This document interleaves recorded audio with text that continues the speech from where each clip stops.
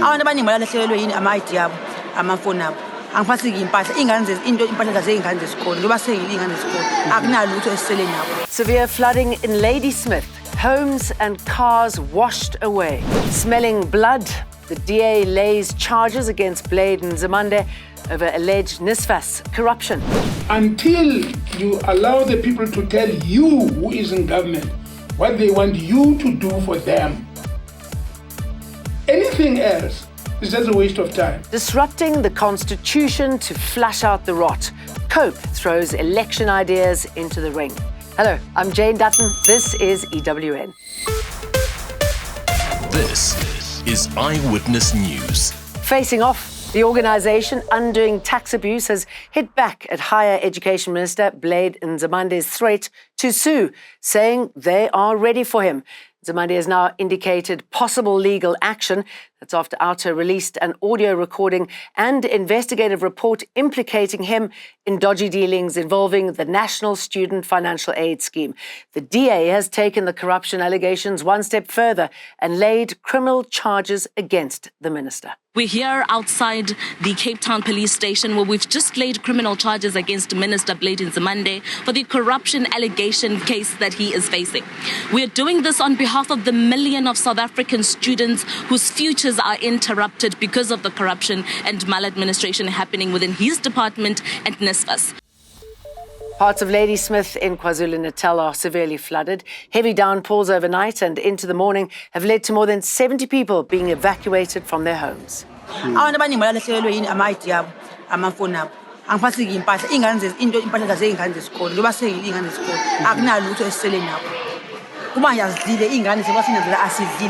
Some businesses have been unable to open their doors as water levels remain very high in the CBD. The Weather Service has issued an alert level 2 warning for parts of the province. It's wet also in other parts of the country, and these conditions are here to stay, at least for the next few days. We're still encouraging our motorists out there to exercise caution while driving, stand a safe following distance and try and avoid crossing areas which might be flooded. Our residents in our low-lying areas to avoid crossing river streams as and when they're conducting their daily activities, and also to monitor young kids to stay away from river streams. Lamenting the state of South Africa and its decline on many levels under the ANC.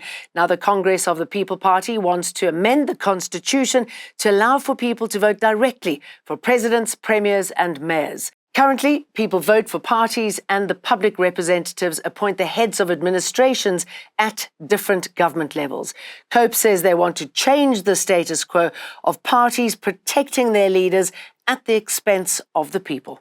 And we feel that, because they have been too accounting to their political party, we need a leader who is accountable to South Africans as a whole. That if he does something wrong, South Africans can hold him accountable. In the United States, President Joe Biden's speech at a church in South Carolina has been disrupted by pro-Palestinian protesters.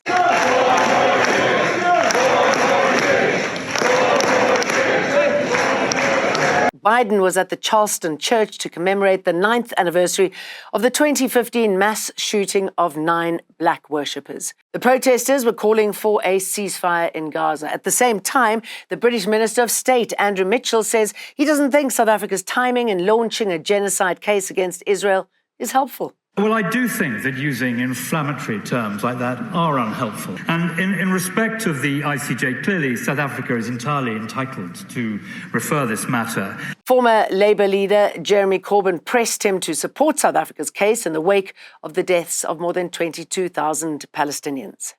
Cannot the government understand the anger around the world when they watch this in real time happening, and why so many people are very pleased that the government of South Africa has taken an initiative in going to the International Court in order to hold Israel to account for the deaths of so many wholly innocent people in Gaza? Can't the government understand that and at least support the South African process? South Africa's case against Israel will be heard before the International Court of Justice on Thursday. Is there anything South Africans won't steal. Now, pink rescue buoys used in the sea to protect people are the latest hot ticket for thieves. The National Sea Rescue Institute has warned the theft of its buoys could cost someone their life. The NSRI's Andrew Ingram says, unfortunately, a number of them have been stolen over this holiday season. Please ask the person who has it to return it to the pole that they removed it from. That's it from us. See you for more again tomorrow. Do like and subscribe. Eyewitness News. In touch, in tune, and independent. For the latest, log on to ewn.co.za or ewn.mobi.